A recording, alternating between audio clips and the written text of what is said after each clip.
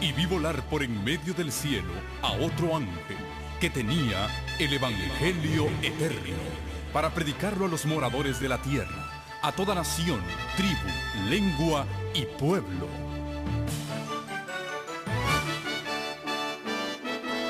Con ustedes su programa cristiano con temas bíblicos de actualidad. Un programa que trae al mundo la verdad presente. Este es el Evangelio eterno.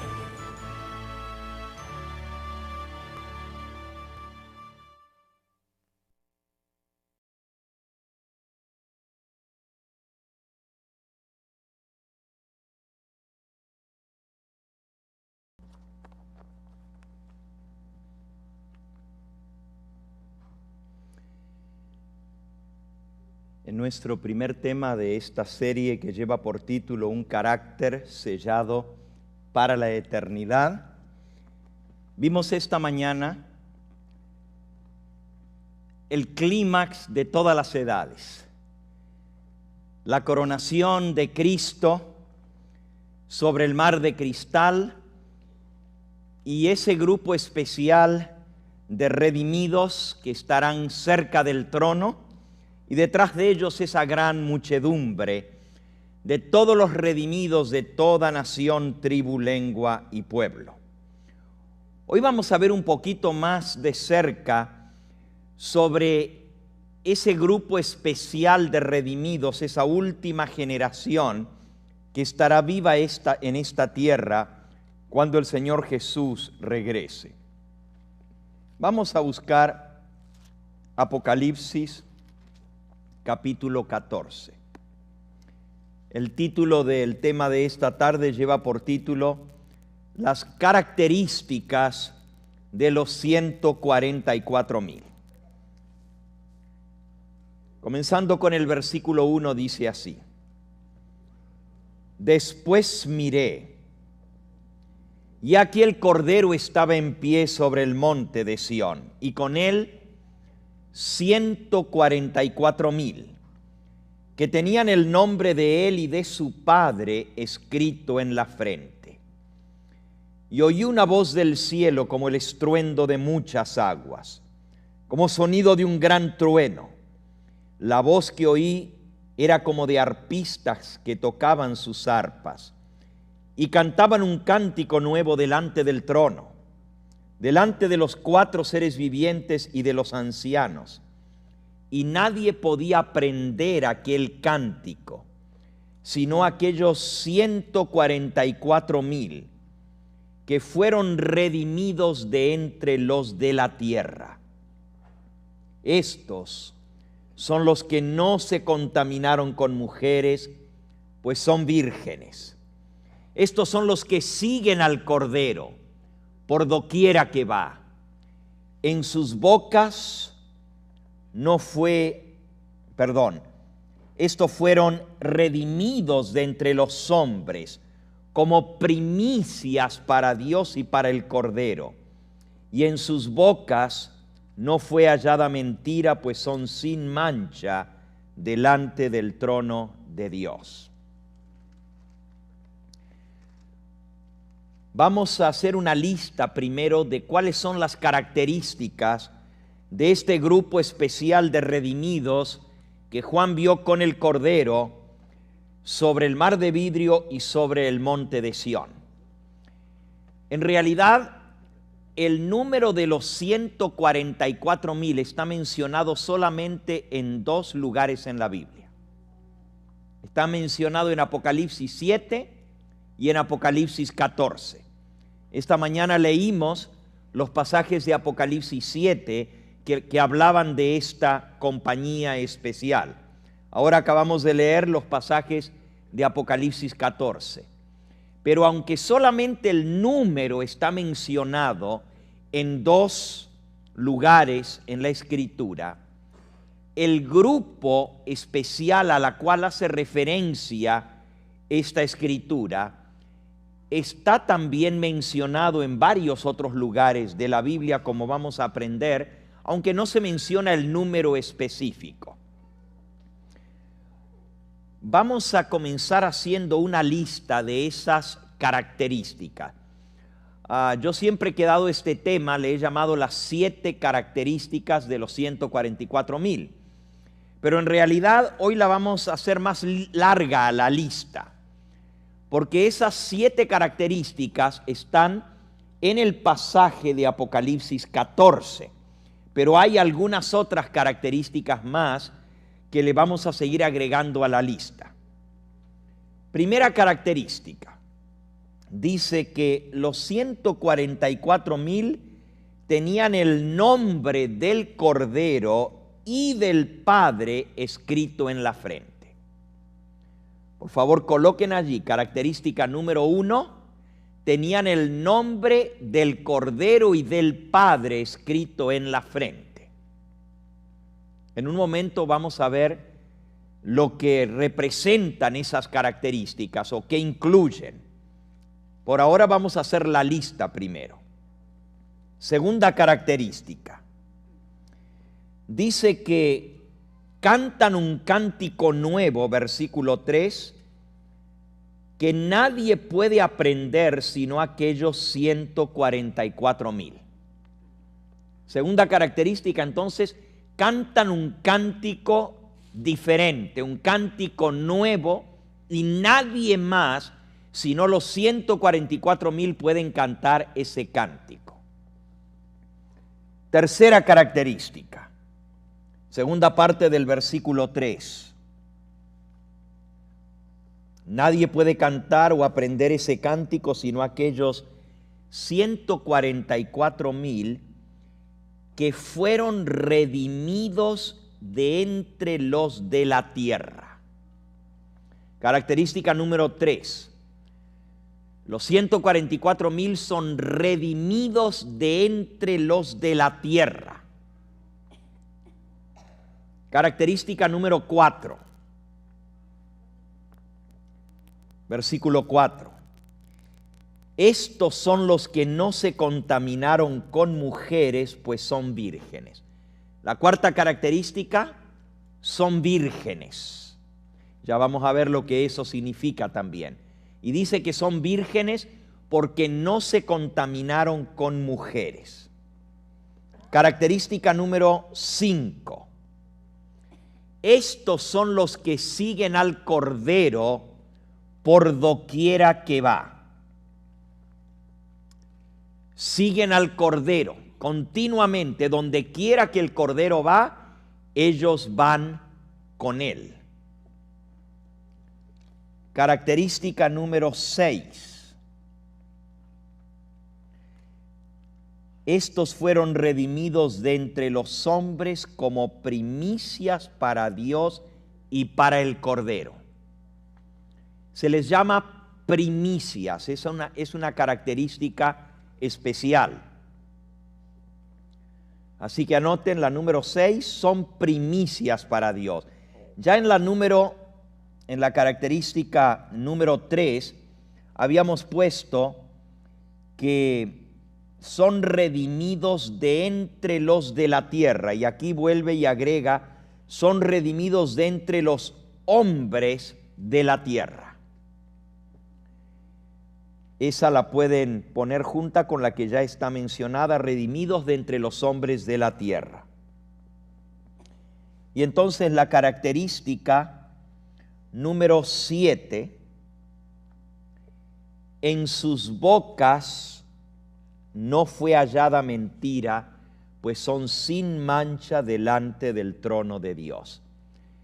La séptima característica es, son sin mancha. No hay ninguna mentira en ellos. Estas son las 7 características que nos menciona Apocalipsis capítulo 14. Vamos ahora a añadirle algunas características más. Vamos al capítulo 7. El capítulo 7 nos habla del sellamiento. Nos habla de ángeles poderosos que están deteniendo los vientos hasta que se haga una obra de sellamiento sobre los siervos de Dios. Y luego Juan dice, y yo oí el número de los sellados, 144,000 sellados, de entre todas las tribus de Israel. Característica número 8.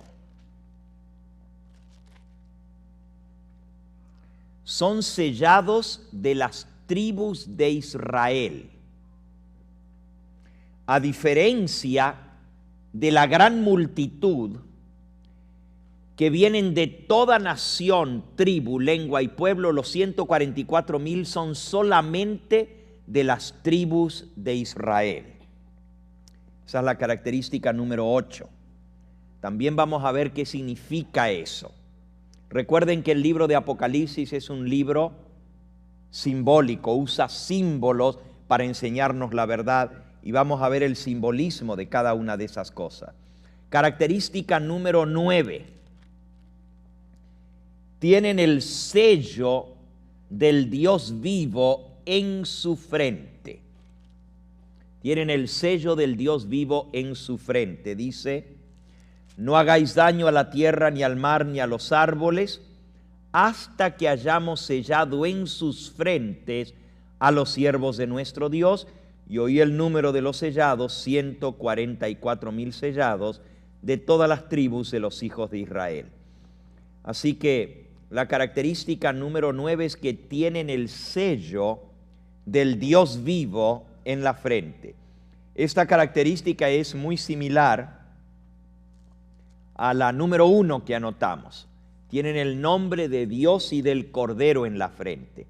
Pero vamos a ver que el sello del Dios vivo incluye el nombre de Dios, incluye el nombre del Cordero, pero incluye más que eso. Aquí se lo menciona como característica especial que tienen el sello de Dios en su frente. Esa es la característica número 9. Vamos a la característica número 10. Apocalipsis capítulo 15. Vi también como un mar de vidrio, dice el versículo 2, mezclado con fuego.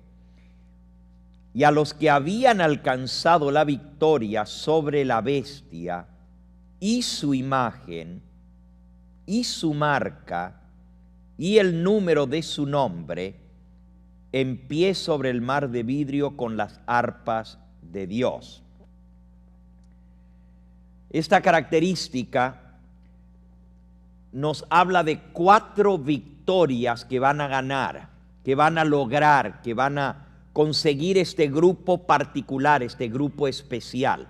Esta mañana vimos que hay varios grupos de redimidos. Está el grupo de los mártires, que se diferencian de los demás por tener un ribón rojo, un ribete color carmesí en el torno de sus vestiduras. Está la gran muchedumbre de toda nación, tribu, lengua y pueblo, que también están vestidos de blanco y tienen palmas en las manos. Pero a diferencia de los 144,000, son redimidos de todas las edades. Los 144,000, sin embargo, van a ganar la victoria sobre la bestia, sobre su imagen, sobre su marca y sobre el número de su nombre. No olviden eso. 4 victorias tienen que ser logradas para poder ser parte de este grupo especial o particular de los redimidos. ¿Okay? Característica número 11. Cantan el cántico de Moisés, siervo de Dios, y el cántico del Cordero. Esta se parece mucho a la característica que anotamos, la característica número 2, que decía que cantan un cántico nuevo que nadie puede aprender, sino aquellos 144,000. En esta característica número 11 se nos dice que también cantan el cántico de Moisés y el cántico del Cordero. ¿Será este el mismo canto que nadie más puede aprender? Eso lo vamos a ver un poquito más adelante. ¿Ok? Y la característica número 12. Característica número 12. Están sobre el mar de vidrio. Vi a los que habían alcanzado estas victorias en pie sobre el mar de vidrio con las arpas de Dios. Ok, hemos dado 12 características de los 144,000. Vamos a hablar ahora acerca de algunos de los privilegios de este grupo especial. Sí. ¿Sea literal o simbólico no es una característica? Bueno, no se la da como característica. Yo estoy tomando las características bíblicas que se mencionan. La Biblia no nos dice si es literal o es simbólico. Eso lo tenemos que sacar por nuestro estudio del contexto. Y vamos a llegar a estudiar eso, a ver si son literales o son simbólicos. Vamos a ver algunas de las prerrogativas o privilegios que tienen este grupo especial. ¿Ok? Número 1. Lo vimos esta mañana. Y estas características ahora le vamos a unir algunas otras que se mencionan en los escritos del espíritu de profecía.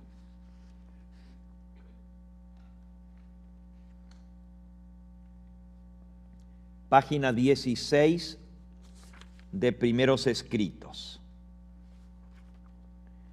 En el mar de vidrio, los 144,000 formaban un cuadrado perfecto. Estaban en primera plana para la coronación de Cristo. Un privilegio muy grande que tienen los 144,000 es que estarán formando la escolta especial, o sea, la primera fila en la coronación de Cristo. Segunda característica especial que ningún otro grupo tiene. Dice, estos son los que siguen al Cordero por doquiera que va. Aunque esta es una de las características anteriores, déjenme mencionarles lo que dice la mensajera del Señor, y tiene referencia con esto, pero es aún más amplia. Elena de White explica que los 144,000 serán como la guardia de honor de Cristo. Donde quiera que Cristo se mueva, donde quiera que Él vaya, los 144,000 le acompañan. No se separan nunca de Él. A diferencia de los demás redimidos que morarán en sus propias casas, plantarán viñas, comerán del fruto de ellas, edificarán casas y morarán en ellas. Los 144,000 no van a vivir como el resto de los redimidos en el cielo.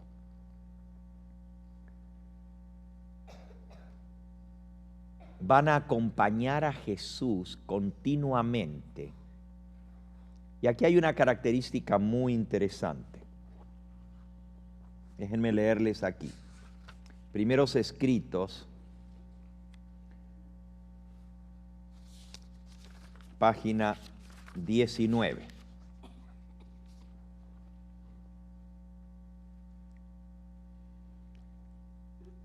Elena de White está describiendo en su primera visión lo que ella vio y cómo ella estaba visitando los distintos lugares, la ciudad de Dios, y luego dice, salimos de la ciudad y nos dirigimos a los alrededores, las inmediaciones de la ciudad.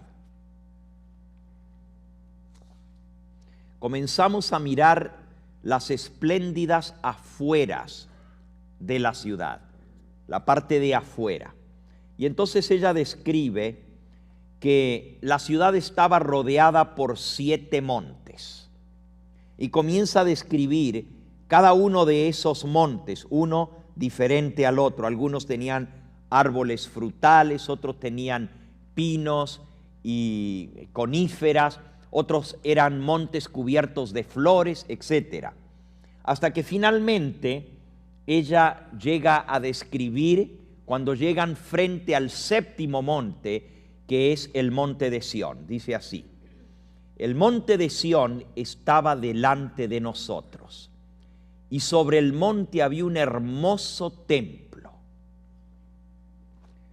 Yo quiero que ustedes noten algo interesante. En Apocalipsis, en el capítulo 21, hablando acerca de la ciudad de Dios, nos dice en el versículo 21 y 22, las 12 puertas de la ciudad eran 12 perlas, cada una de las puertas era una perla, y la calle de la ciudad era de oro puro, transparente como el vidrio. No vi en ella templo. ¿Notaron? Dentro de la ciudad no hay templo. No hay un edificio que sea el templo de Dios. El Señor Dios Todopoderoso es el templo de ella y el Cordero. En la ciudad no hay templo. ¿Cómo entonces Elena de White vio un templo? En el monte de Sión, es cierto. Miren, en Apocalipsis, capítulo 15, dice el versículo 5. Después de estas cosas miré, y aquí fue abierto en el cielo el templo del tabernáculo del testimonio, y del templo salieron los 7 ángeles que tenían las 7 plagas, vestidos de lino limpio y resplandeciente. Versículo 8.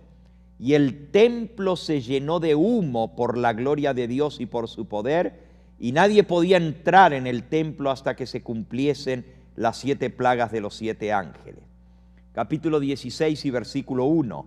Oí una gran voz que decía desde el templo a los 7 ángeles: id y derramad sobre la tierra las 7 copas de la ira de Dios.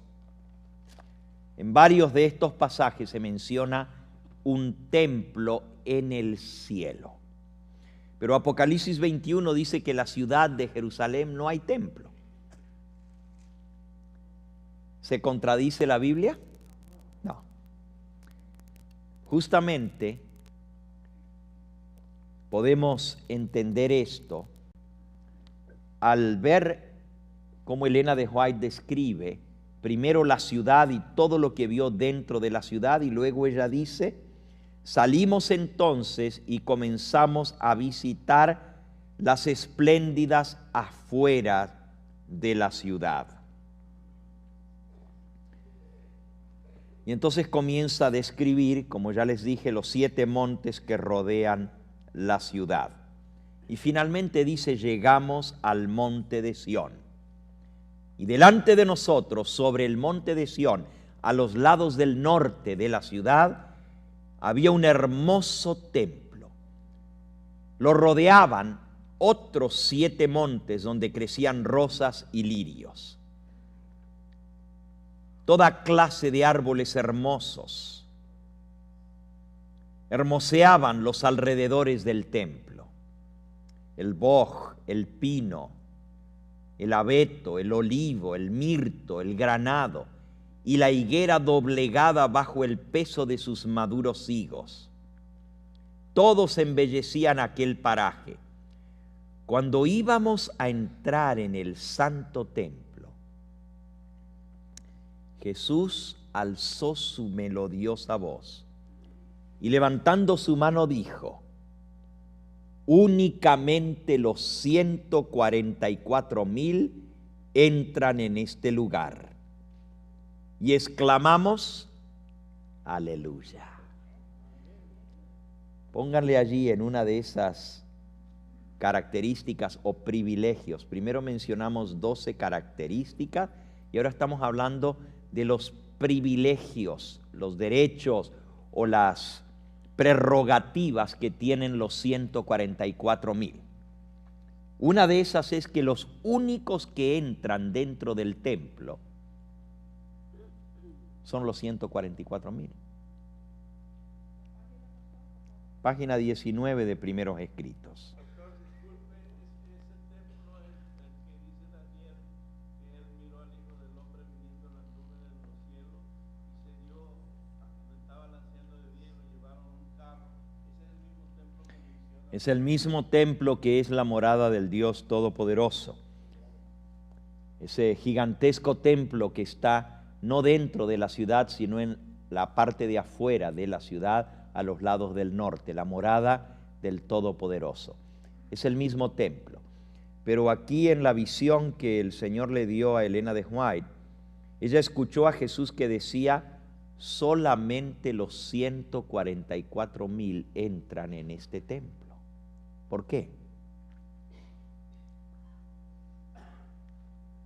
Les hago una pregunta. El pueblo de Israel ¿podía entrar en el templo o solamente los sacerdotes entraban en el templo? Solamente los levitas tenían acceso al templo. Los sacerdotes eran los únicos. El pueblo podía venir hasta el atrio del templo. Podía traer sus sacrificios.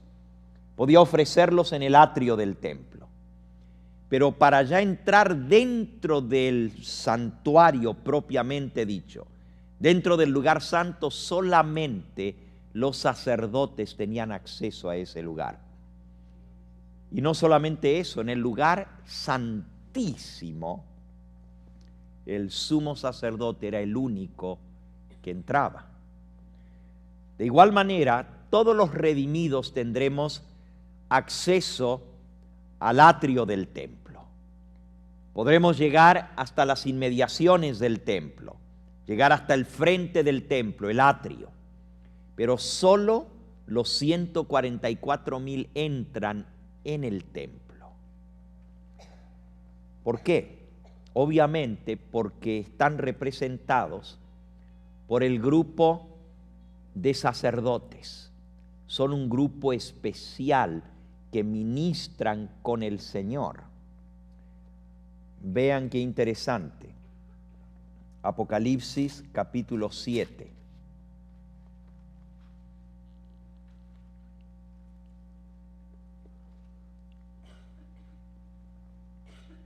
Versículo 14.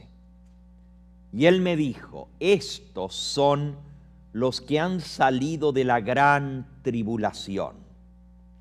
Han lavado sus ropas, las han emblanquecido en la sangre del Cordero. Por eso están delante del trono de Dios y le sirven día y noche en su templo. Estos son los que sirven en el templo. Ahora, todos los redimidos tendremos el privilegio de adorar a Dios. Pero solamente los 144,000 entran al templo y sirven continuamente en el templo, igual que los levitas, igual que los sacerdotes. Quiere decir que es un grupo especial. Tienen algunas prerrogativas que los demás no tienen, tienen algunos privilegios que no todos tienen. Escuchen la próxima característica. El templo estaba sostenido por 7 columnas de oro transparente, con engastes de hermosísimas perlas. No me es posible describir las maravillas que vi. Oh, si yo supiera el idioma de Canaán, entonces podría contar algo de la gloria de ese mundo mejor. Vi sobre las columnas del templo tablas de piedra en que estaban esculpidos en letras de oro los nombres de los 144,000. Después de admirar la gloria del templo salimos y Jesús nos dejó para dirigirse a la ciudad. Están todavía en el templo y Elena de White dice tablas de piedra. Recuerden que el templo es gigantesco, inmensamente vasto. Como ya mencionó el hermano, para moverse del lugar que se llama el lugar santo al lugar santísimo, se utilizan carros de nube. Cristo sube al carro, es escoltado y el carro lo lleva del lugar santo al lugar santísimo. Es un templo donde entran millones de millones y millares de millares, según Daniel capítulo 7. En el templo, millones de ángeles servían a Dios, millares de millares asistían delante de Él. El tamaño de esas piedras en las cuales estaban esculpidas con letras de oro los nombres de los 144,000 tienen que ser bastante grandes para que le entren por lo menos, si estamos tomando el número de 144,000 como literal, y ya más adelante vamos a hablar un poquito si no son o si son literales. Pero si tomamos el número como literal, porque si no son literales pueden ser muchos más que 144,000. Pero si son literales, esas tablas de piedra escritas con letras de oro, esculpidas, engastadas con letras de oro, los nombres de los 144,000 son tablas bastante gigantescas. Imagínense escribir no menos o por lo menos 144,000 nombres. Pero están escritas en el templo esos nombres. ¿Por qué? Está diciendo que aquellos cuyos nombres están escritos allí tienen derecho a entrar. Es como la lista de los que habitan en el templo. Los redimidos recibirán casas. Yo ya expliqué aquí anteriormente y les di las citas del Espíritu de Profecía, donde dice que los redimidos vamos a ocupar las mansiones que ya están preparadas en el cielo. Muchos creen que Jesús fue a preparar mansiones para nosotros, pero el Evangelio según San Juan nos dice en el capítulo 14 y en el versículo 3, en el versículo 2, en la casa de mi Padre muchas moradas hay. Si no fuera así, yo os lo hubiera dicho. El texto dice que las moradas ya están en la casa de nuestro Padre Celestial. Jesús se lo dijo eso a los discípulos hace casi 2000 años atrás. Le dijo, en la casa de mi Padre hay muchas moradas. Ya las moradas están allá. Esa idea de que Jesús fue a preparar moradas para nosotros no es exactamente lo que dice el pasaje. El pasaje dice que las moradas ya están allá. Él fue a preparar lugar para nosotros para que podamos habitar en esas moradas. Esas moradas son las mansiones que dejaron vacantes los ángeles que fueron expulsados del cielo. Y nosotros vamos a ocupar esas mansiones y vamos a tomar el lugar de los ángeles que cayeron. No me voy a explayar mucho en esto, porque ya este tema lo hemos tocado anteriormente aquí. Elena de White vio que en esas casas, en esas moradas que hay en el cielo, había nombres escritos de los que van a morar en ellas. También ella vio que en la corona, y esto lo leímos esta mañana, los redimidos van a tener un nombre nuevo. que les va a ser asignado a cada uno. Y ella vio cómo al llegar los redimidos a sus mansiones, buscaban su mansión por el nombre que tenían en su corona y buscaban la casa que llevaba su nombre, que les ha sido asignada para ellos. La casa tiene el nombre y también las coronas tienen el nombre. Y dice Elena de White que ella vio que a la entrada de cada casa había como un anaquel, como un estante, una repisa, y que cuando los redimidos llegaban a las casas, se quitaban las coronas y las ponían arriba de esa repisa antes de entrar a la casa. Y cuando volvían a salir, entonces volvían a colocarse otra vez sus coronas. El nombre que estaba en la corona correspondía al nombre que aparecía en la casa. Pero lo interesante es que los 144,000 tienen sus nombres escritos en el templo. ¿Qué significa eso? Ustedes se acuerdan que cuando se repartió la tierra prometida entre las tribus de Israel, cada tribu recibió su herencia, su porción de tierra. Cada familia recibió su parcela. Cada jefe de familia recibió su lote. Cada persona que entró en Israel recibió una porción de la tierra prometida en herencia. No tuvieron que comprarla, la heredaron. Y la Biblia dice que heredaron casas ya construidas por otros.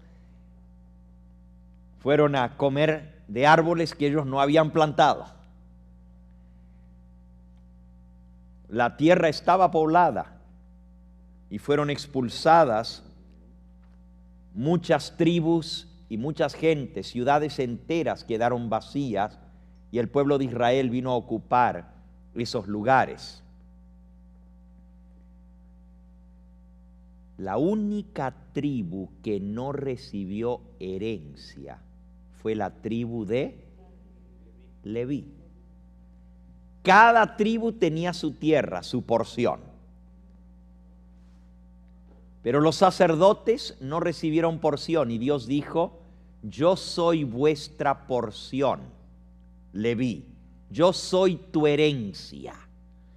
Los levitas recibieron como herencia el privilegio de ser siervos de Dios en su templo. Los levitas con sus familias moraban en moradas en torno al templo. Cuando Salomón mandó a construir el templo, construyó las viviendas de los sacerdotes y recibían su casa, su lugar en el templo. No tenían que cultivar la tierra porque el 10% de todo lo que el pueblo cultivaba lo traía para alimentar a los levitas. Así que ellos no se encargaban ni de cultivar la tierra, ni de criar animales, ni de atender a las cosas, sino solamente se ocupaban de atender las necesidades espirituales del pueblo de Israel, se ocupaban de enseñar al pueblo. También Dios había designado ciertas ciudades de refugio, y en cada ciudad de refugio había una casa de un levita que le era asignada, pero no le pertenecía a él. Solamente él vivía allí cuando estaba sirviendo como maestro en esa ciudad.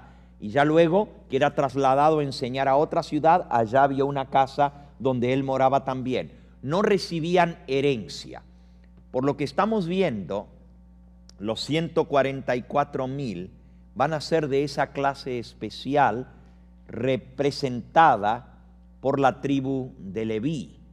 Van a ser sacerdotes porque son los únicos que entran al templo y son los que moran en el templo. Como ya leímos hace un momento en Apocalipsis capítulo 7,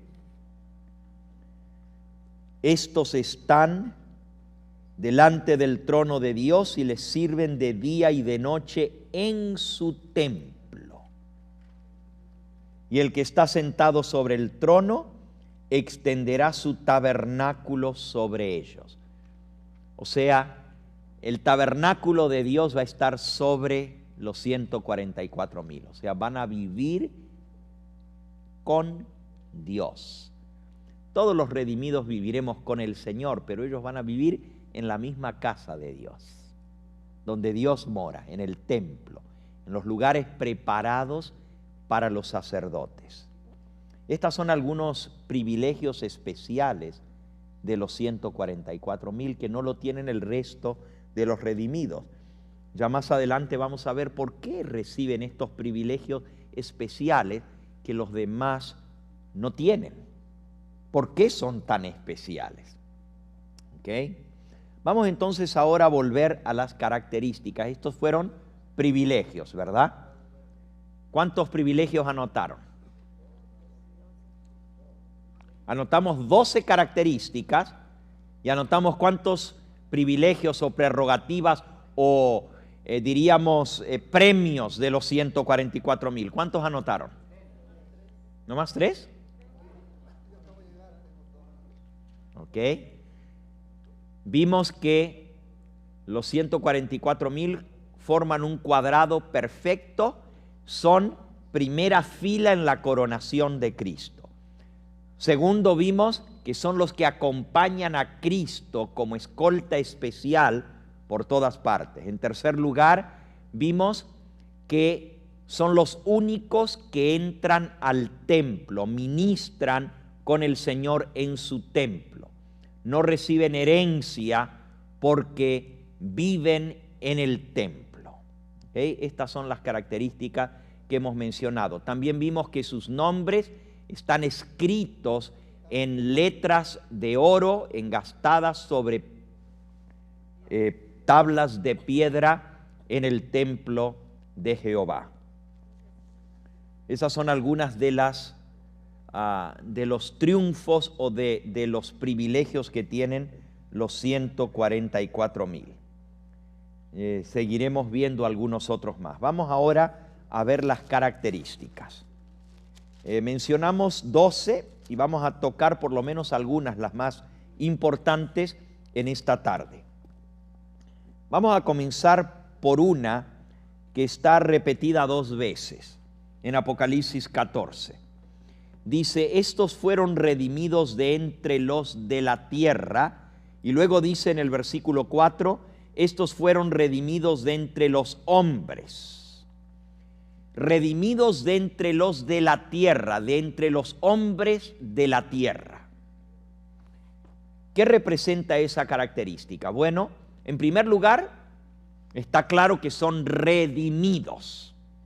Son seres humanos de la tierra, pero ¿cómo puedes hacer una característica diferente si todos los redimidos van a ser redimidos de la tierra?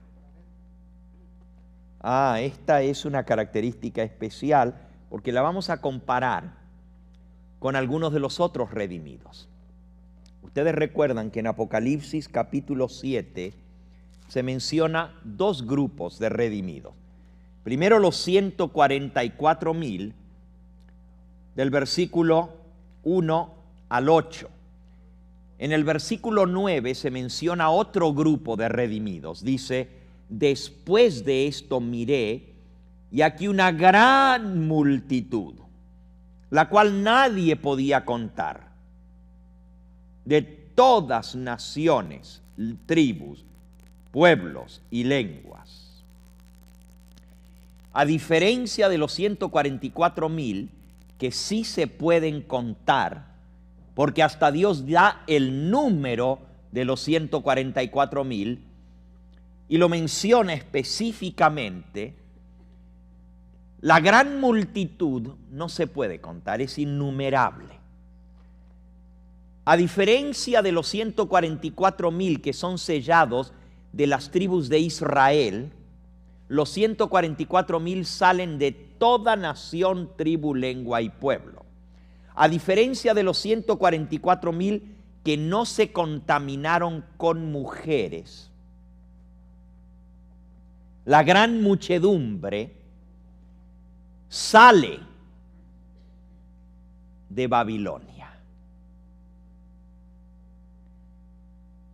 El mensaje es: salid de Babilonia, pueblo mío. Y Babilonia es el nombre de una de esas mujeres y de sus hijas. Todas llevan el mismo apellido: Babilonia la grande, la madre de las rameras. Cuando la Biblia dice no se contaminaron con mujeres, se está refiriendo a las mujeres mencionadas en Apocalipsis, a la ramera y sus hijas. Apocalipsis capítulo 17.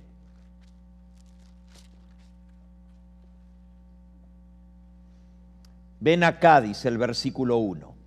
Te mostraré la sentencia contra la gran ramera, la que está sentada sobre muchas aguas, con la cual han fornicado los reyes de la tierra, y los moradores de la tierra se han embriagado, se han contaminado con el vino de su fornicación. Y me llevó en el espíritu al desierto y vi a una mujer, y en su nombre, versículo 5, la mujer tenía escrito un misterio: Babilonia la grande, la madre de las rameras, de las prostitutas y de las abominaciones de toda la tierra. Justamente la palabra abominación es que cualquiera que comete abominación se contamina con la abominación. Veamos un ejemplo de esto. Levítico capítulo 11.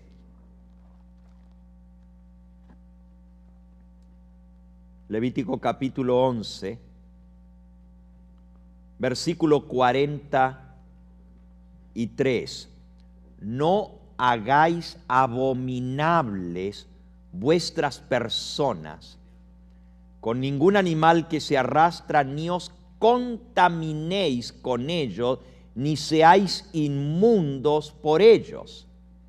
Porque yo soy Jehová vuestro Dios, vosotros por tanto santificaréis y seréis santos, porque yo soy santo. Así que no contaminéis vuestras personas con ningún animal que se arrastra sobre la tierra. Noten que aquí está hablando específicamente de los animales limpios e inmundos. Hay muchas otras cosas que contaminan. Esa es una de las cosas que contaminan. Pero aquí menciona contaminarse igual que hacerse abominable. Dice: no os hagáis abominables ni os contaminéis a través de eso.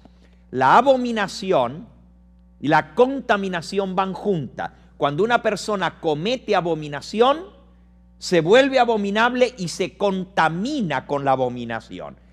Abominar es algo que Dios aborrece.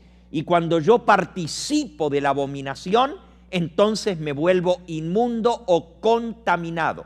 Repito, no es lo único que contamina los animales limpios o inmundos. Hay muchas otras cosas que contaminan. Y en última instancia, por supuesto, el pecado es lo que contamina. Pero todos estamos contaminados por el pecado. Aún los 144 son redimidos. Y si son redimidos es que estaban perdidos primero. Por lo tanto, también estuvieron contaminados con pecado. ¿Qué diferencia es que no estuvieron contaminados con mujeres? ¿Ok? Justamente, las mujeres representan las iglesias falsas, las iglesias que tienen doctrinas inmundas, doctrinas abominables, lo que Dios le llama abominación en la Biblia. Y podríamos hacer una lista de esas cosas a las cuales Dios abomina. Justamente, mencionamos un ejemplo, que es el tema de los alimentos. La mayoría de las iglesias no entienden esa parte y enseñan que esa ley de animales limpios y inmundos quedó abolida. y que ya no se aplica para el pueblo de Dios en estos días. Pero la iglesia pura y santa del Señor no se contamina. Esa es una de las doctrinas que la caracteriza. Obviamente hay muchas otras, y una de esas otras tiene también que ver con el falso día de descanso, el domingo, que también es una abominación para con Jehová, y la Biblia le llama abominación al falso día de descanso. El estado de los muertos, el espiritismo y muchas otras doctrinas que son abominables son las que contaminan. Fíjense la diferencia entre los 144,000 es que son sellados de entre las tribus de Israel y no se contaminaron con mujeres. Los 144,000 vienen del pueblo que tiene la verdad. Vienen del Israel moderno, del Israel espiritual, de la iglesia que enseña la verdad presente. En otras palabras, los 144,000 son sellados de la iglesia adventista. Mientras que todos los demás van a salir de las otras iglesias. También se van a salvar, no somos los únicos que nos vamos a salvar. Dios tiene hijos suyos en todas las iglesias, amén. Pero a diferencia de los adventistas, los que vienen de otras iglesias no formarán parte de los 144,000, no pueden ser sacerdotes. Y ya vamos a explicar por qué. Y usted dice, bueno, ¿y si yo antes era miembro de otra iglesia y ahora me hice adventista, no puedo ser de los 144,000? En el momento del sellamiento, y cuando entendamos lo que es el sello de Dios, vamos a comprender más ampliamente esto. Cuando el ángel de Dios viene colocando su sello, el sellamiento comienza por Jerusalén, por el pueblo de Dios. Y primero se sellan los siervos de Dios de su pueblo, de su iglesia. Una vez que esos son sellados, reciben el Espíritu Santo y salen a dar el fuerte pregón, llamando a los demás a salir de Babilonia. A ver si me he explicado. Cuando el sello de Dios es colocado, ninguno que no sea parte del pueblo adventista va a formar parte de los 144,000, porque ellos van a ser los sacerdotes y los levitas que van a enseñar al resto. Solamente uno que tenga la doctrina correcta y que entienda lo que está pasando en el tiempo del fin podrá explicarlo. La mayoría de los demás no entienden de la gran tribulación, no entienden de la bestia, no entienden de la marca de la bestia, no entienden del número de la bestia, no entienden de la imagen de la bestia. ¿Cómo van a poder explicar a los demás algo que nunca entendieron? Por eso Dios escoge a sus siervos de los que tienen la verdad para proclamarla a los demás. ¿Quedó claro ese punto? Okay. Sí. Pero en ese tiempo especial, cuando sean sellados, pero antes fueron del mundo. No nacieron puros en la iglesia adventista, la mayoría de nosotros, ¿no? Hay algunos que dicen que solamente se puede ser parte de los 144,000 si tú naciste en la iglesia adventista. Yo veo esto en el contexto escatológico del sello de Dios. En el momento en que el ángel de Dios pasa a sellar, primero comienza el juicio por la casa de Dios. Y la casa de Dios es la iglesia que conoce del juicio. Si tú formas parte de esa iglesia, no importa cuál haya sido tu pasado. ¿Me explico? Porque todos nosotros estamos contaminados con el pecado. Ninguno podemos decir, porque yo nací en la iglesia adventista, soy puro y nunca jamás me contaminé. Todos nos hemos contaminado con la mancha del pecado. Pero en el momento que el sello de Dios es colocado en la frente, primero se comienza sellando al pueblo adventista, que es el que conoce la verdad del juicio, y luego estos van a dar el fuerte pregón para terminar la proclamación del mensaje del tercer ángel, y viene la salida de Babilonia. Hay dos salidas de Babilonia. La primera se dio en 1844, pero hay una repetición, Apocalipsis 18, salid de Babilonia, pueblo mío. Otra vez, hay dos anuncios de la caída de Babilonia. Es en la segunda salida de Babilonia, los que vienen de allá formarán parte de la gran muchedumbre, mientras que los 144,000 vienen del pueblo que no se contaminó con las doctrinas falsas de las otras iglesias. Ok, vamos de vuelta a la característica esta: son redimidos de entre los hombres de la tierra, porque esto nos va a ayudar a entender un poquito más quiénes en verdad son los 144,000. Hablábamos que hay dos grupos de redimidos. En Apocalipsis 7, del 1 al 8, está mencionado los 144,000. Pero en el versículo 9 se habla de una gran muchedumbre que nadie puede contar, de toda nación, tribu, lengua y pueblo. Noten la diferencia. Oí el número de los sellados, Apocalipsis 7:4. 144,000 sellados de todas las tribus de los hijos de Israel. Claro, claro, claro. Los 144,000 son sellados de las tribus de los hijos de Israel, mientras que la gran multitud, que nadie puede contar, son de todas las naciones. ¿Ven la diferencia? Unos son israelitas, otros son de otras naciones. Unos se pueden contar, los otros no se pueden contar. ¿Ok? Dos grupos de redimidos. O eres parte de los 144,000 o eres parte de la gran muchedumbre. De toda nación, de Babilonia y de sus hijas. Ahora,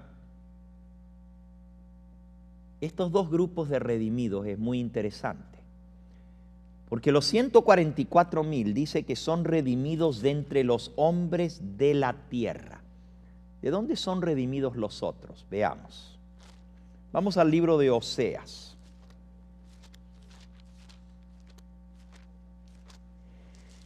Ezequiel, Daniel, Oseas, capítulo 13,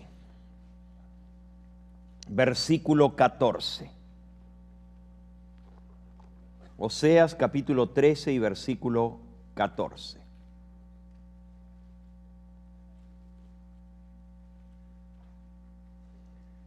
De la mano del Seol los redimiré.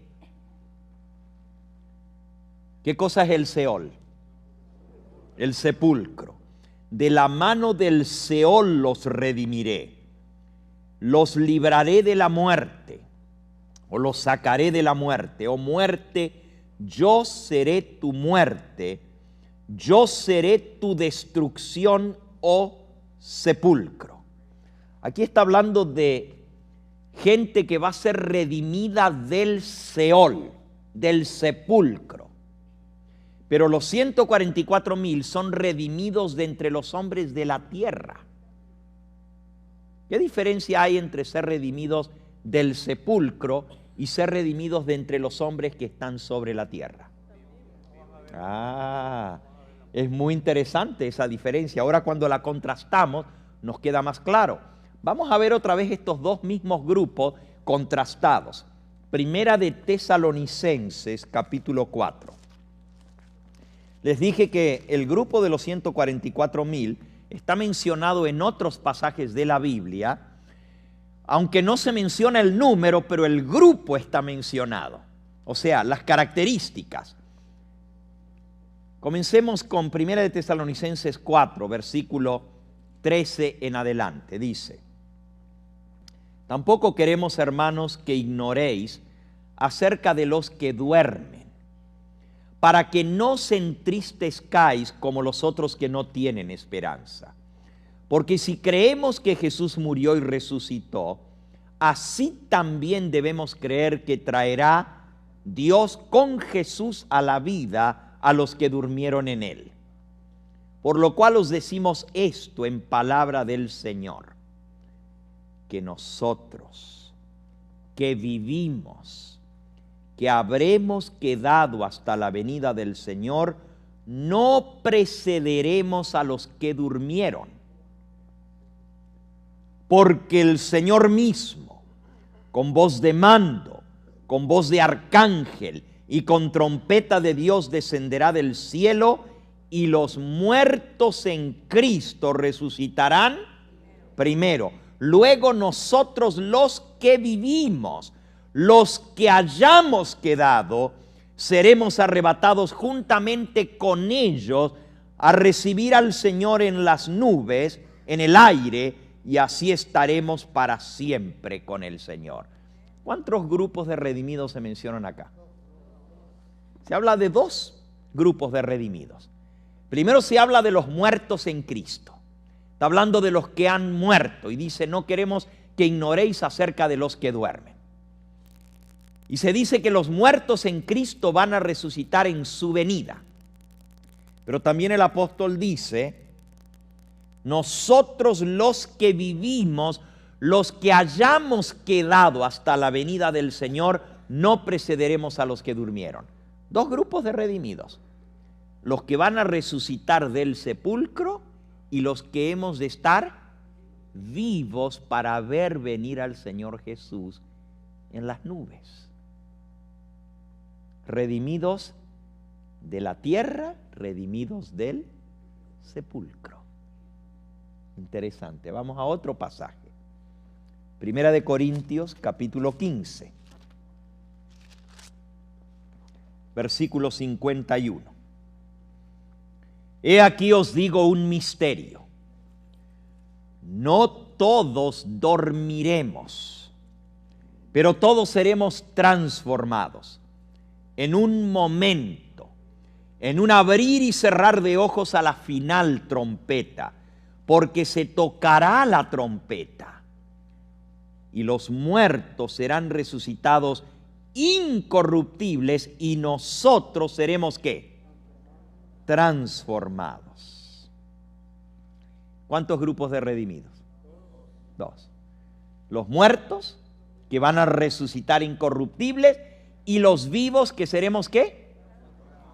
Transformados. Interesante. ¿Cuál de estos dos grupos es el de los 144,000?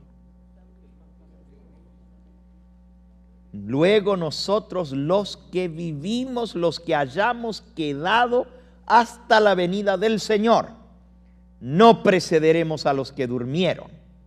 Unos son los que durmieron y otros son los que están vivos en la venida del Señor. Aquí en 1 Corintios 15, los muertos serán resucitados y los vivos seremos transformados. Los mismos dos grupos de redimidos. Unos redimidos del sepulcro, de la mano del sepulcro los redimiré, y los otros, estos fueron redimidos de entre los hombres de la tierra. Ok. Veamos otro pasaje donde habla de estos mismos dos grupos. Y aquí lo vamos a ver en forma ilustrativa. Hay un pasaje en las Escrituras que hace unos meses atrás yo estaba en la ciudad de San José, California, y estaba hablando con un musulmán. Y el musulmán me hablaba de su profeta, Mohammed.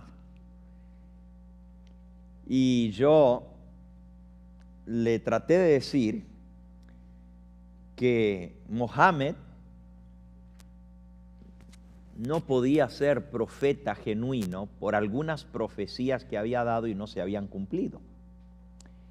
Y cuando le traté de mencionar por lo menos 2 o 3 profecías que yo sabía que había dicho Mohammed o Mahoma y que no se habían cumplido, inmediatamente él me dijo: Jesucristo también dio profecías que no se cumplieron. Y si usted dice que porque algo no se cumpla descalifica al profeta para ser profeta verdadero, entonces Jesús también fue un profeta falso. Así me dijo el musulmán. Y yo le dije: ¿y cuál es la profecía que dio Cristo que no se cumplió? Y entonces me llevó a San Mateo, capítulo 16, versículo 27 y 28. Porque el Hijo del Hombre vendrá en la gloria de su Padre con sus ángeles, y entonces pagará a cada uno conforme a sus obras. De cierto os digo, dijo Jesús, que hay algunos de los que están aquí que no gustarán la muerte hasta que hayan visto al Hijo del Hombre viniendo en su reino. Ahí tienes una profecía, me dijo el musulmán. Cristo dijo que había gente allí, cuando Él dijo estas palabras, hace 2000 años atrás. Dijo: hay algunos que están aquí que no van a morir antes de que vean al Hijo del Hombre viniendo en su gloria, en su reino. Pero han pasado 2000 años. ¿Cómo puede haber alguno vivo de esos si todos se han muerto? Y Cristo no ha regresado todavía. Por lo tanto, su profecía no se cumplió. ¿Cómo explican ustedes eso? El versículo que sigue dice 6 días después. 6 días después ¿de qué? De que Jesús dijera esas palabras. 6 días después Jesús tomó a Pedro, a Jacobo y a Juan su hermano, y los llevó aparte a un monte alto. Se transfiguró delante de ellos. Su rostro resplandeció como el sol. Sus vestidos se hicieron blancos como la luz.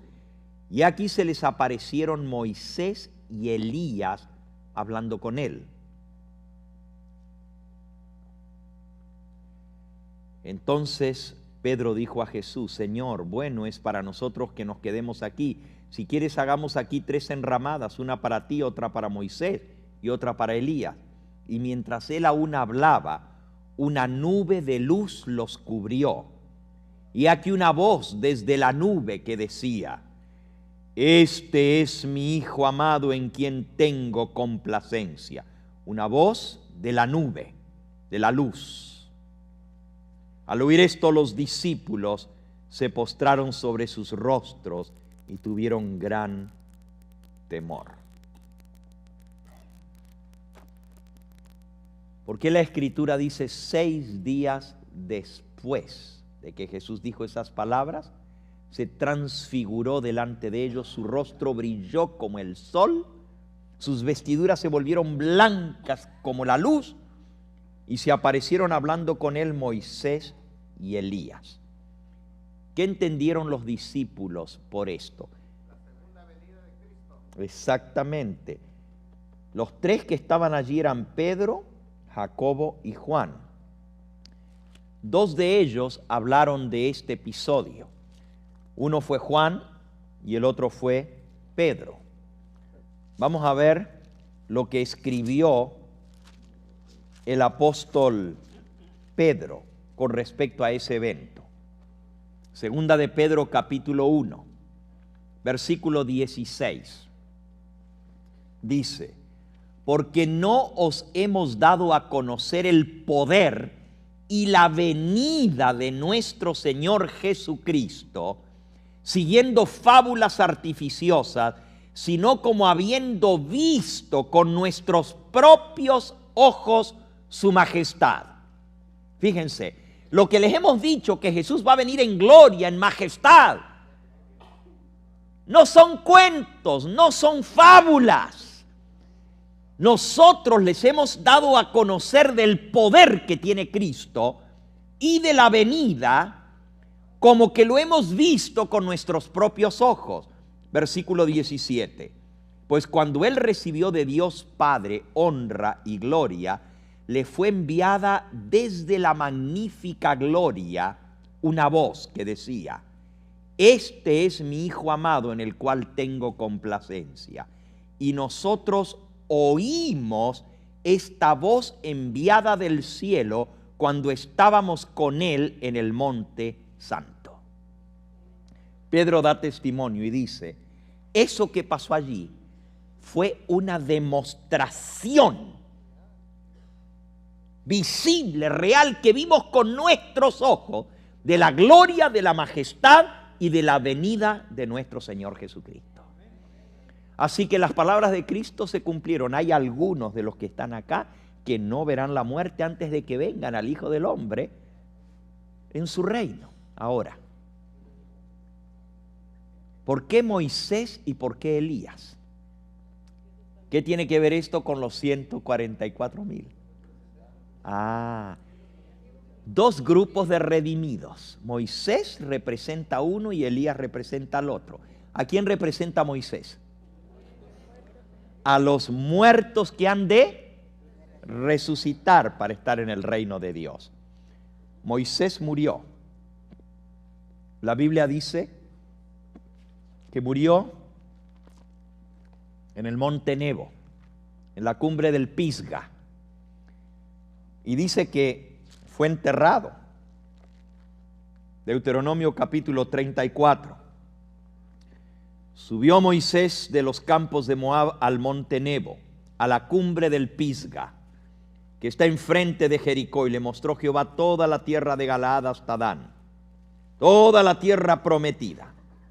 Y le dijo Dios: a tu descendencia la daré. Te he permitido verla con tus ojos, mas no entrarás allá. Y murió, versículo 5, allí Moisés, siervo de Jehová, en la tierra de Moab, conforme al dicho de Jehová, y lo enterró Dios en el valle, en la tierra de Moab, enfrente a Bet-peor, y ninguno conoce el lugar de su sepultura hasta hoy. Era Moisés de edad de 120 años cuando murió. Sus ojos nunca se oscurecieron ni perdió su vigor. Lo lloraron los hijos de Israel a Moisés en los campos de Moab 30 días, y así se cumplieron los días del lloro y del luto de Moisés. Moisés murió. Pero el Nuevo Testamento dice que Moisés se le apareció sobre el monte de la transfiguración hablando con Jesús. ¿Qué fue? ¿Fue una visión o fue Moisés que se apareció? Si estaba muerto, ¿fue un espíritu? Era Moisés. Era tan real que Pedro dijo: hagamos 3 casitas, una para ti, otra para Moisés y otra para Elías.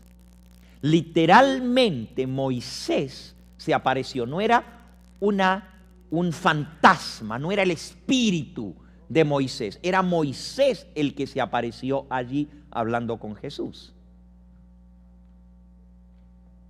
¿Y de qué vinieron a hablar con él?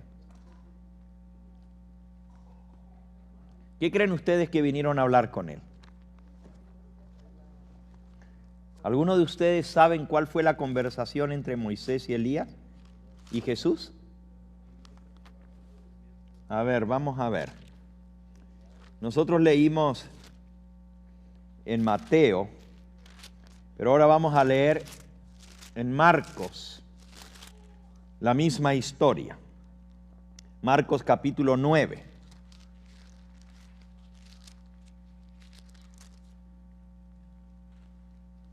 Versículo 6. También en el versículo 1, Versículo 1 del capítulo 9 dice: les dijo, de cierto os digo que hay algunos de los que están aquí que no gustarán la muerte hasta que hayan visto el reino de Dios venido con poder. 6 días después, Jesús tomó a Pedro, a Jacobo y a Juan, los llevó aparte solos a un monte alto y se transfiguró delante de ellos. Sus vestidos se volvieron resplandecientes, muy blancos como la nieve, tanto que ningún lavador en la tierra los puede hacer tan blancos. Y les apareció Elías con Moisés, que hablaban con Jesús. Entonces Pedro dijo a Jesús: Maestro, bueno es para nosotros que nos quedemos aquí, hagamos 3 enramadas, una para ti, otra para Moisés y otras para Elías. Pero no sabía lo que hablaba, pues estaban espantados. Y vino una nube que les hizo sombra, y desde la nube una voz que decía: este es mi Hijo amado, a él oíd.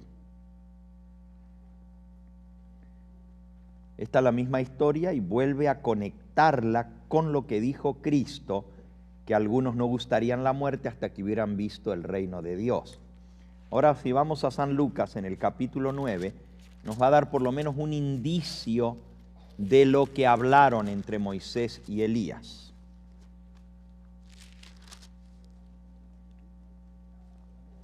La misma historia, versículo 27, de verdad os digo que hay algunos de los que están aquí que no gustarán la muerte hasta que vean el reino de Dios. Y luego viene la historia de la transfiguración. Y dice en el versículo 30 y 31, 2 varones que hablaban con Jesús, los cuales eran Moisés y Elías, quienes aparecieron rodeados de gloria y hablaban de su partida que iba Jesús a cumplir en Jerusalén.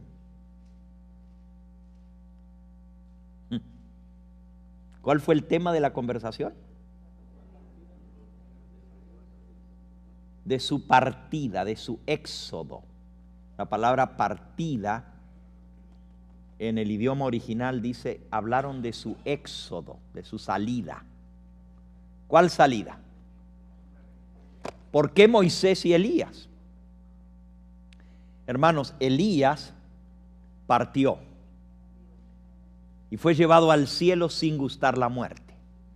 Moisés partió, murió, pero volvió a la vida. El Hijo de Dios necesitaba escuchar del labio de estos 2 siervos de Dios la seguridad: aunque te toque morir como Moisés, vas a resucitar. Y necesitaba escuchar de Elías: y vas a ser llevado al cielo en un carro de fuego. Los 2 le hablaron de su partida. La de Moisés era muy significativa, porque significaba morir. ¿Cómo fue que Moisés está vivo hoy en día? La Biblia nos dice que algún tiempo después, no nos especifica cuándo, Cristo bajó del cielo para dar vida a su siervo y llevarlo con él al reino de los cielos. En el libro de Judas, en el versículo 9, dice: cuando el arcángel Miguel contendía con el diablo, disputando con él por el cuerpo de Moisés, no se atrevió a proferir juicio de maldición contra él, sino que le dijo: el Señor te reprenda. Miguel, el que es igual a Dios, Jesucristo, contendiendo con el diablo. ¿Y cuál era el punto de contención? El cuerpo de Moisés.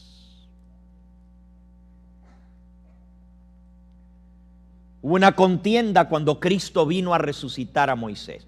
El diablo no quería soltar la presa, no quería soltar a su cautivo de la muerte, de la tumba. Decía: es pecador y merece morir. Recuerden que nunca jamás antes nadie había sido sacado de la tumba.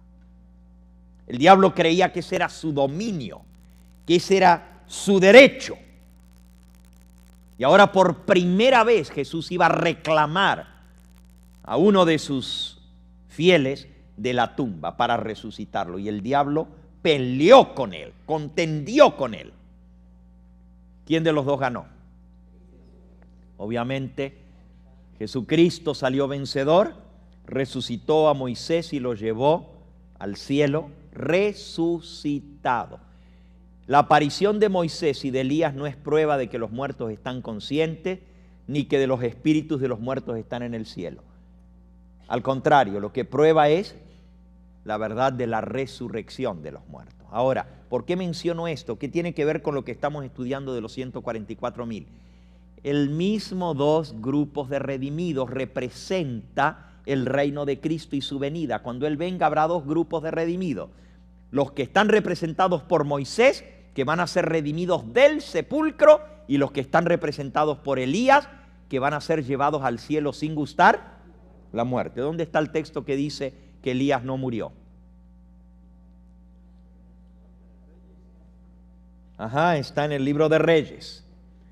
Segunda de Reyes. Segunda de Reyes, en el capítulo 2. Aconteció que cuando quiso Jehová alzar a Elías en un torbellino al cielo, Elías venía con Eliseo de Gilgal, y dijo Elías a Eliseo: quédate ahora aquí, porque Jehová me ha enviado a Betel. Y Eliseo dijo: vive Jehová y vive tu alma, que no te dejaré. Descendieron pues a Betel. Saliendo a Eliseo los hijos de los profetas que estaban en Betel, le dijeron: ¿sabes que Jehová te quitará hoy a tu señor de sobre ti? Y él le dijo: sí, yo lo sé, callen. Y Elías volvió a decirle a Eliseo: quédate ahora aquí, porque Jehová me ha enviado a Jericó. Y él le dijo: vive Jehová y vive tu alma, que no te dejaré. Vinieron pues a Jericó, y se acercaron a Eliseo los hijos de los profetas que estaban en Jericó, y le dijeron: ¿sabes que Jehová te quitará hoy a tu señor de sobre ti? Y él respondió: sí, yo lo sé, callad. Y Elías le dijo: te ruego que te quedes aquí en Jericó, porque Jehová me ha enviado al Jordán. Y él le dijo: vive Jehová y vive tu alma, que no te dejaré. Fueron pues ambos. Vinieron 50 varones de los hijos de los profetas y se pararon delante a lo lejos. Y ellos dos se pararon junto al Jordán. Tomando entonces Elías su manto, lo dobló y golpeó las aguas, las cuales se apartaron a uno y al otro lado, y pasaron ambos por lo seco. Y cuando habían pasado, Elías dijo a Eliseo: pide lo que quieras que haga por ti, antes que yo sea quitado de ti. Y dijo Eliseo: te ruego que me des una doble porción de tu espíritu que sea sobre mí. Y él le dijo: cosa difícil has pedido. Si me vieres cuando fuere quitado de ti, te será hecho así, mas si no, no. Y aconteció que yendo ellos y hablando, he aquí un carro de fuego con caballos de fuego apartó a los dos, y Elías subió al cielo en un torbellino. Y viéndolo Eliseo clamaba: Padre mío, carro de Israel y su gente de a caballo. Y nunca más le vio, y tomando sus vestidos los rompió en dos partes, alzó luego el manto de Elías que se le había caído, y volvió y se paró a la orilla del Jordán, y tomando el manto de Elías que se le había caído, golpeó a las aguas y dijo: ¿dónde está Jehová, el Dios de Elías? Y así que hubo golpeado del mismo modo las aguas, se apartaron a uno y al otro lado, y pasó Eliseo. Y viéndolo los hijos de los profetas que estaban en Jericó al otro lado, dijeron: el espíritu de Elías reposó sobre Eliseo. Elías fue llevado vivo sin morir, bajo un carro de fuego con caballos de fuego del cielo, lo recogió y se lo llevó al reino de los cielos. Elías representa los 144,000. Por eso yo tengo una serie que se llama Los Tres Elías. El primer Elías, el profeta Elías; el segundo Elías, Juan el Bautista; y el tercer Elías, los 144,000. Los 144,000 están representados por Elías porque van a ser llevados al cielo sin gustar la muerte, igual que Elías. Así que hemos visto la primera de las 12 características de los 144,000 y tocamos un poquito sobre la que significa no se contaminaron con mujeres, pues son vírgenes. Todavía no hemos hablado de lo que significa ser vírgenes. El tiempo se nos ha acabado en esta tarde. Imagínense, pensaba yo cubrir por lo menos las principales de las características. Hemos visto la primera, pero quiero que quede clara esta característica. Y fíjense. Pastor, una pregunta. Sí. ¿Los mártires dónde quedan? ¿En qué lugar quedan? Obviamente los mártires son resucitados de entre los muertos. Así que si todos los redimidos los dividimos en dos categorías, todos los redimidos, unos los 144,000 y otra la gran muchedumbre que nadie puede contar. Los mártires son parte de esa gran muchedumbre que nadie puede contar, que son redimidos del sepulcro. Sin embargo, los mártires son un grupo especial porque también forman un número que Dios ha predeterminado. Vean Apocalipsis capítulo 6. Apocalipsis capítulo 6. Dice el versículo 9. Cuando se abrió el quinto sello, vi debajo del altar las almas de los que habían sido muertos por causa de la palabra de Dios y por el testimonio que tenían, y clamaban a gran voz diciendo: ¿hasta cuándo, Señor santo y verdadero, no juzgas y vengas nuestra sangre en los que moran en la tierra?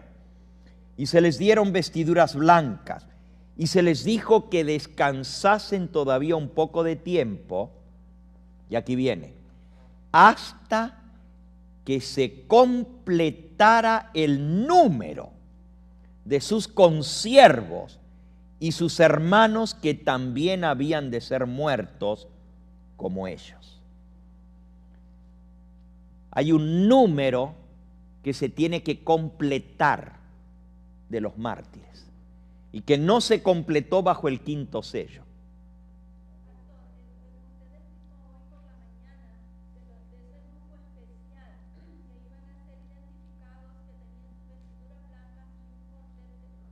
Correcto. Correcto.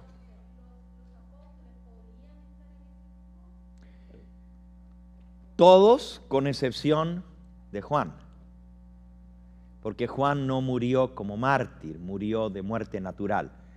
Pero los otros apóstoles todos murieron como mártires. El primero que murió como mártir de los 12 apóstoles fue Santiago. Había ya muerto Esteban como mártir, que es el primer mártir cristiano, pero él era un diácono. Pero de los 12 apóstoles, 11 más el otro que tomó el lugar de Judas, ¿verdad? De esos 12 apóstoles, 11 de los 12 murieron como mártires. Se les quitó la vida, fueron asesinados por predicar la verdad. Ellos van a formar parte del grupo de los mártires. Aquí estamos viendo que hay un número que se tiene que completar de los mártires, hermano. La Biblia no dice cuánto es ese número, pero sí hay un número que se tiene que completar de los vivos. Y ese número está mencionado. Son 144,000. Y fíjense cómo la mensajera del Señor, y ya voy a terminar con esto porque el tiempo se nos ha acabado, en el libro Primeros Escritos, en la página 280, dice así: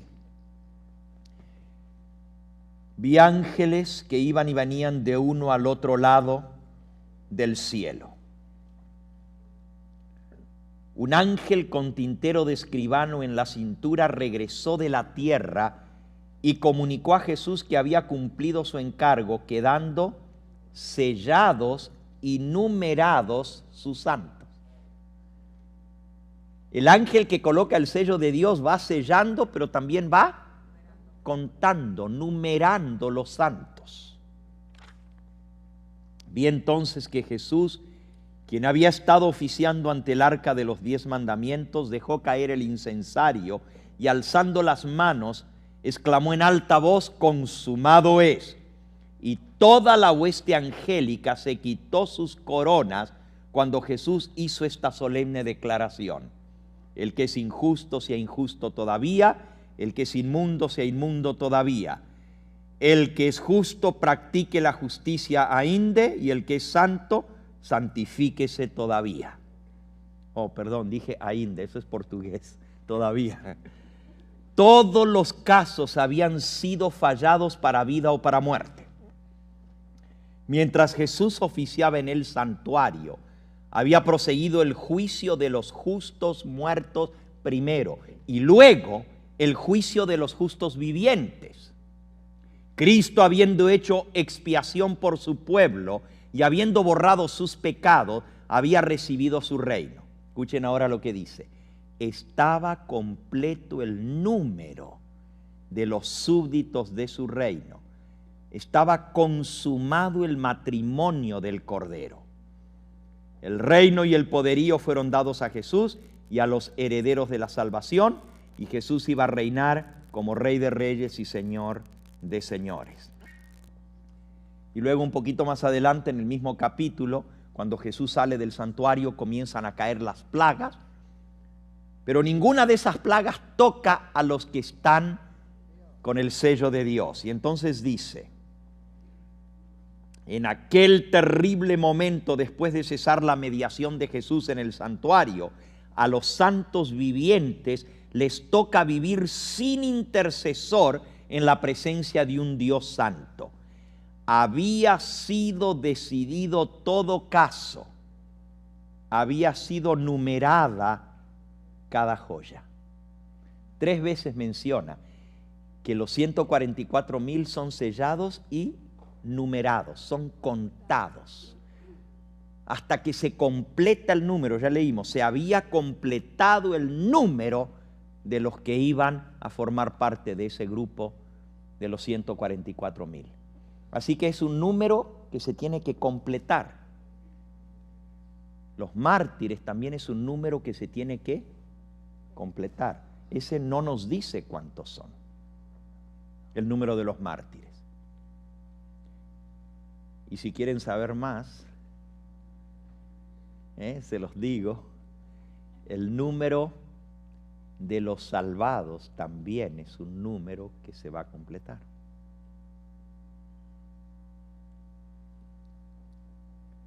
Todos los redimidos vamos a ocupar el lugar de los ángeles que cayeron. En el cielo, una tercera parte de los ángeles del cielo fue expulsado del cielo. 2/3 partes se mantuvieron leales. En la tierra sucede justamente a lo inverso. Zacarías, capítulo 13 y versículo 8.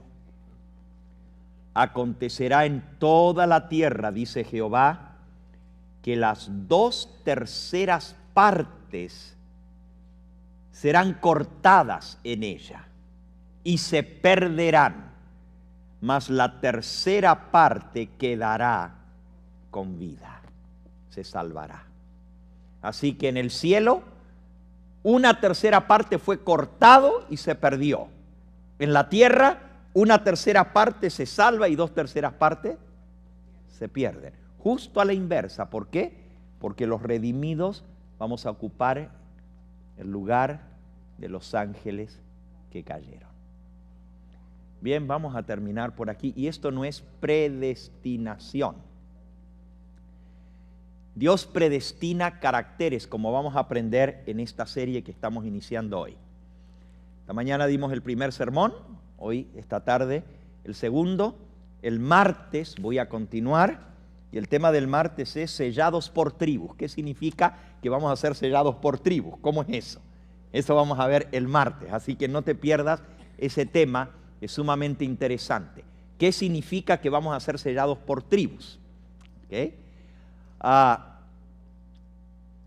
No es predestinación. Dios, vamos a aprender en esta serie, predestina caracteres. Y cada uno de nosotros podemos alcanzar esa dicha y heredar esa herencia que despreciaron los ángeles del cielo. Podemos heredar esa mansión que ellos tenían y podemos heredar un carácter puro y santo que Dios confiere a aquellos que lo aceptan. Más adelante en esta serie vamos a aprender sobre el nombre nuevo, cuando hablemos de la característica que tienen el nombre del Padre y el nombre del Cordero escrito en la frente, y cuando entendamos lo que es el sello de Dios y todo lo que esto incluye, vamos a ver qué es ese nombre nuevo que reciben los redimidos. Déjenme decirles, tiene que ver el nuevo nombre con el nuevo carácter que vamos a desarrollar y con la victoria de nuestro temperamento que vamos a vencer. ¿Se acuerdan Jacob? ¿Cómo recibió un nuevo nombre? ¿Cómo se llamaba? Primero se llamaba Jacob, que quiere decir usurpador, pero se le cambió el nombre a Israel, que quiere decir vencedor. Y todos los que pasemos por la noche de lucha, que fue esa noche cuando recibieron el nuevo nombre, vamos a recibir un nuevo nombre. Por eso tenemos que pasar por la noche de angustia de Jacob. Cuando salgamos de esa noche, se nos va a otorgar el nuevo nombre. No me aguanto por leerles el versículo. ¿Se los leo? Por lo menos uno, nomás para despertarles el apetito. Apocalipsis capítulo 2 y versículo 17. El que tiene oído, oiga lo que el Espíritu dice a las iglesias. Al que venciere, vencedor Israel, al que venciere, le daré a comer del maná escondido y le daré una piedrecita blanca. Y en la piedrecita escrito un nombre nuevo, el cual ninguno conoce sino aquel que lo recibe. Ese nuevo nombre nos va a ser otorgado al salir victoriosos del tiempo de angustia. Antes de que el Señor venga, se nos va a dar el nuevo nombre. Porque ese nuevo nombre nos va a ayudar a identificar. Bueno, ya me estoy adelantando al tema del martes. El martes por la noche vamos a ver esto, ¿ok? Vamos a ponernos en pie, vamos a darle gracias al Señor por lo que hemos aprendido en esta noche y que este estudio nos despierte el deseo de ser parte de los 144,000. ¿No les gustaría ser parte de ese grupo privilegiado? ¿Verdad que sería maravilloso? Y sobre todo porque los que sean parte de ese grupo, no vamos a ser los únicos redimidos, no. Va a haber millones y millones y millones que nadie puede contar, de toda nación, tribu, lengua y pueblo, de todas las edades. Pero si tú eres adventista del séptimo día, escúchalo bien. Ojalá que no se te olvide esto que te digo. Si tú eres adventista del séptimo día y vas a estar vivo cuando Cristo venga, no tienes la opción de estar en la gran muchedumbre. Solo tienes una opción. O eres de los 144,000 o te quedaste fuera. Y ya vamos a hablar de la tribu que se queda fuera. Porque hay una tribu que no aparece. Yo no quiero ser parte de esa tribu.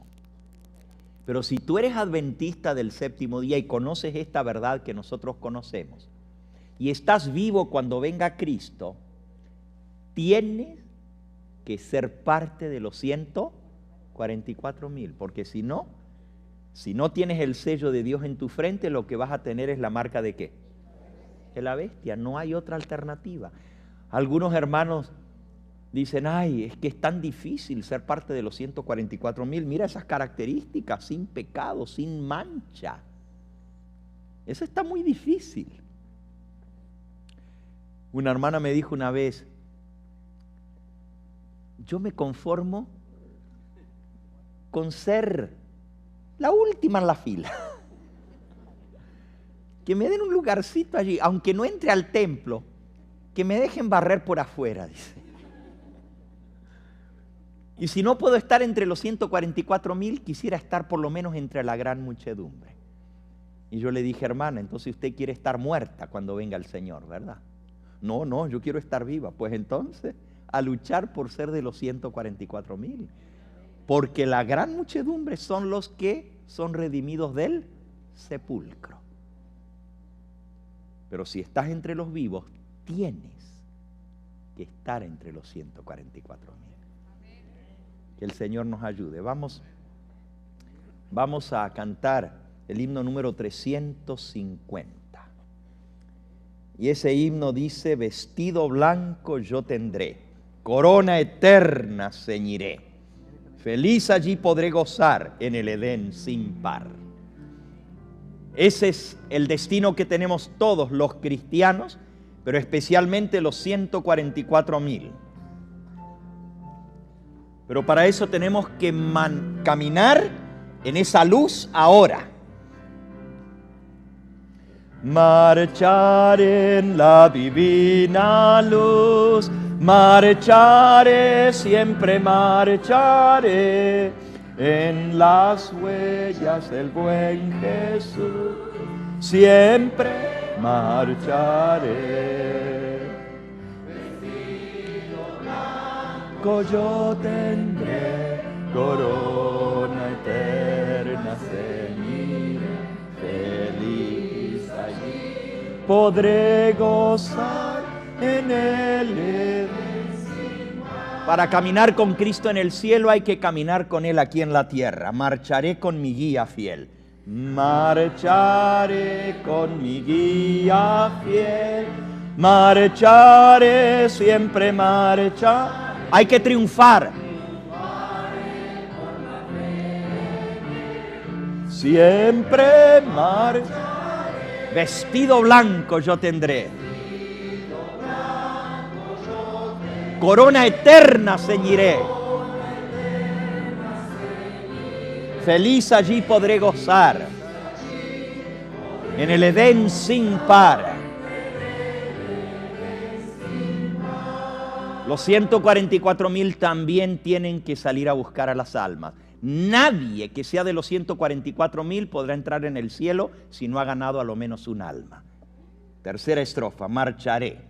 Marcharé, almas a buscar, marcharé, siempre marcharé, los perdidos a rescatar, siempre marcharé.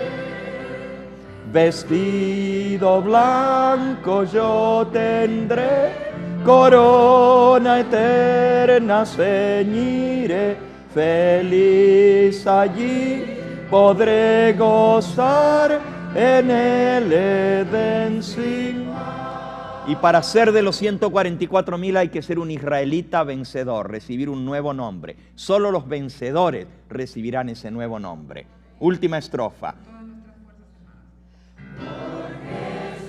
Más que vencedor, marcharé, siempre marcharé al hogar de mi Salvador. Siempre, siempre, siempre marcharé.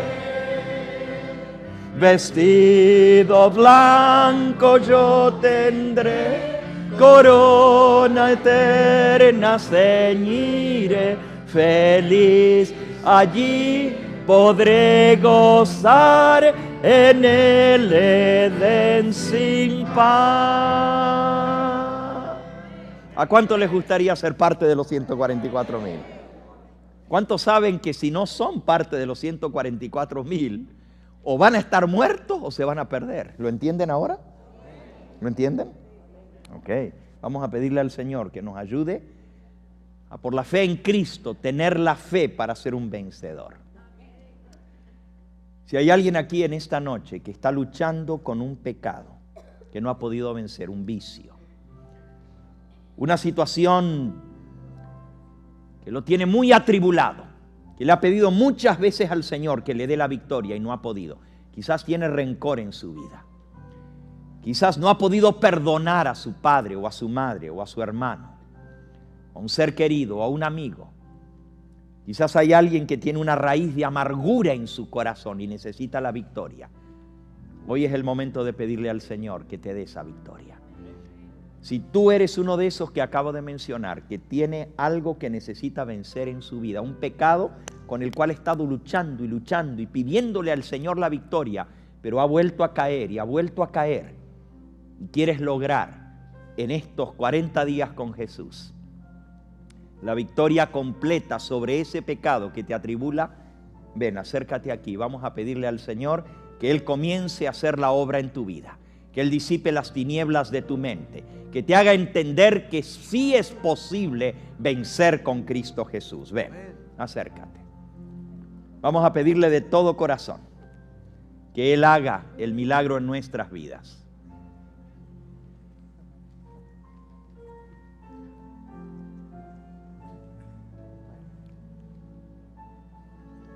Hoy solo estamos comenzando. Al final de estos 40 días con Jesús vamos a cantar victoria.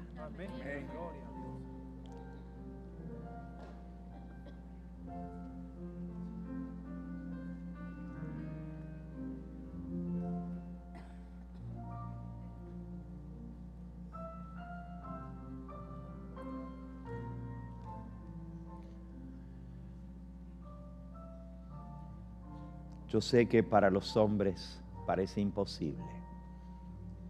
Yo sé que muchas veces le has pedido al Señor, pero de alguna manera has sido débil y has vuelto a caer. Aquel que es poderoso para guardarte sin caída y presentarte sin mancha delante de su gloria, al único y sabio Dios, nuestro Salvador, el Señor Jesucristo. A Él sea toda la gloria. En ese día le vamos a decir a Él: por ti, Señor, estoy aquí. No fue porque yo luché y vencí, fue porque tú me diste la victoria. Solamente muy cerquita de Jesús se puede conseguir la victoria. Solamente si le permites entrar en tu vida y transformar tu ser. Él es el único que puede cambiarte. Nosotros no podemos por nosotros mismos, pero Jesús tiene todo el poder. Toda potestad me ha sido dada en el cielo y en la tierra. Y si Él tiene todo el poder, entonces Él puede darte a ti el poder para vencer. Con su ayuda serás vencedor. Vamos a pedirle de todo corazón en esta hora que inicie la obra y la complete para el día de la redención. Los que puedan arrodillarse lo vamos a hacer. Ven, acércate, ven.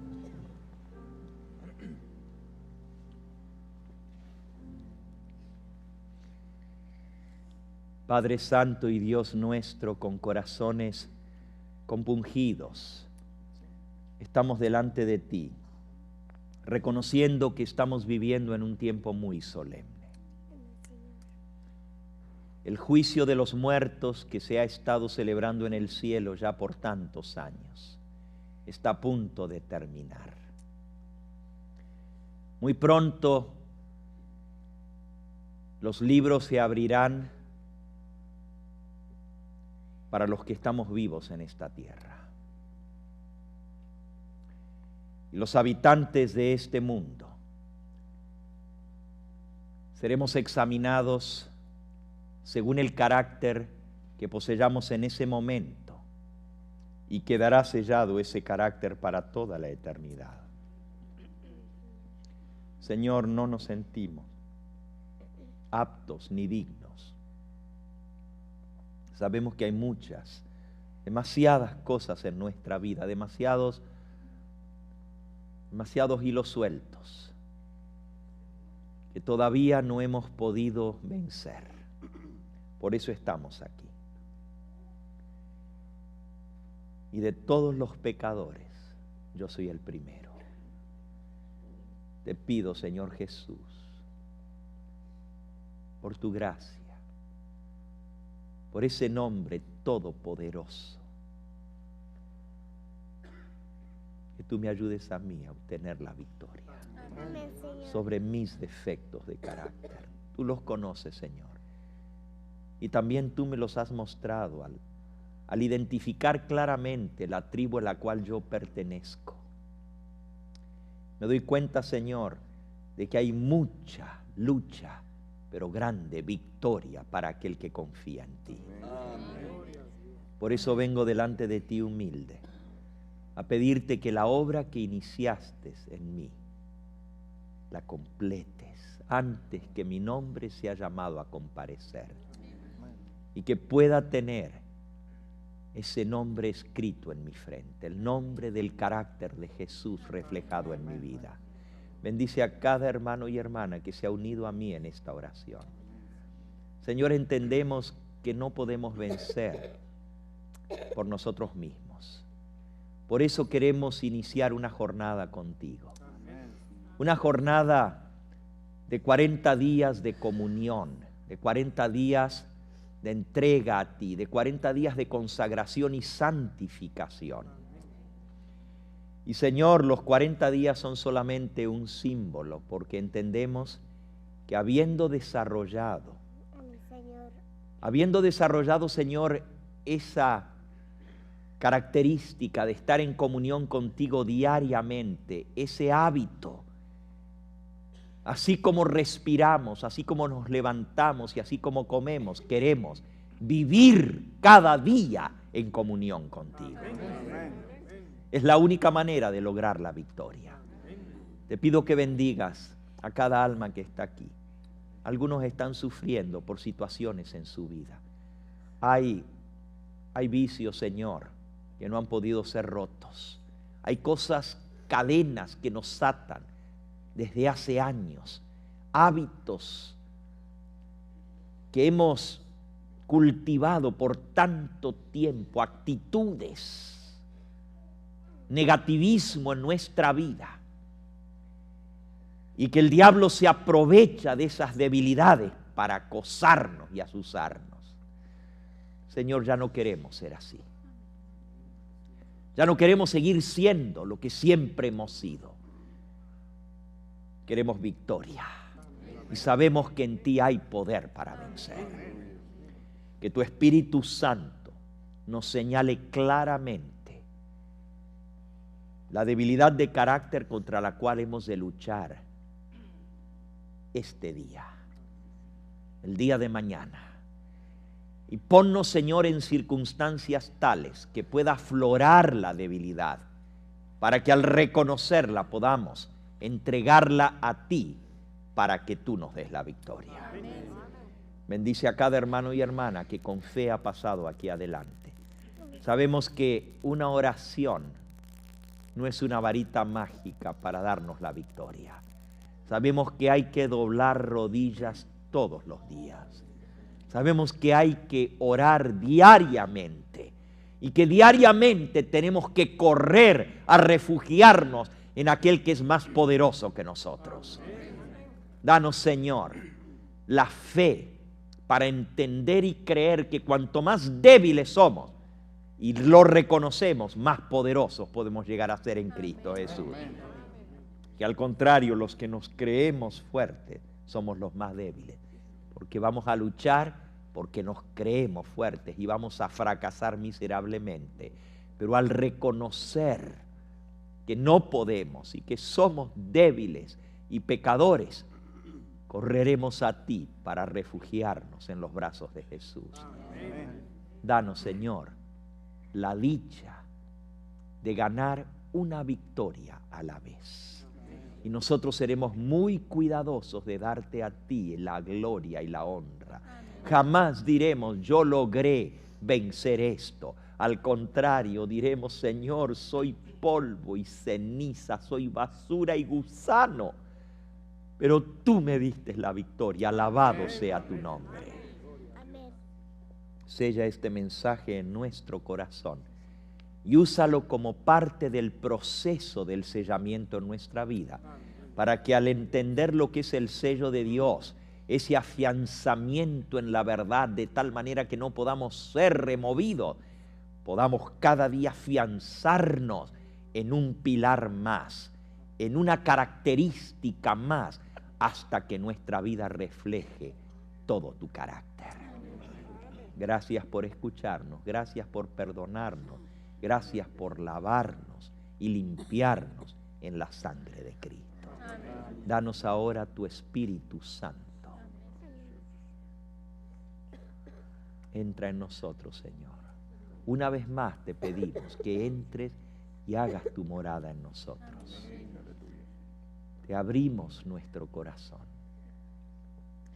y te decimos: entra y quédate en mí, Señor, porque quiero vivir contigo en esta tierra para vivir contigo por toda la eternidad. Todo esto lo pedimos sin merecerlo, en ese nombre que es sobre todo nombre, en el nombre de Jesús nuestro Salvador. A Él sea la gloria y la honra. Amén. Alabado sea y bendecido sea ese nombre. Quédate, Señor, quédate, Señor, quédate, Señor, en cada corazón. Quédate, Señor, quédate, Señor, quédate, Señor, en mí. Oh Cristo mío, haz de mi alma un altar para adorarte con devoción. Oh Cristo mío, haz de mi alma un altar para adorarte de todo corazón. Amén. Ponte en pie y dile hacia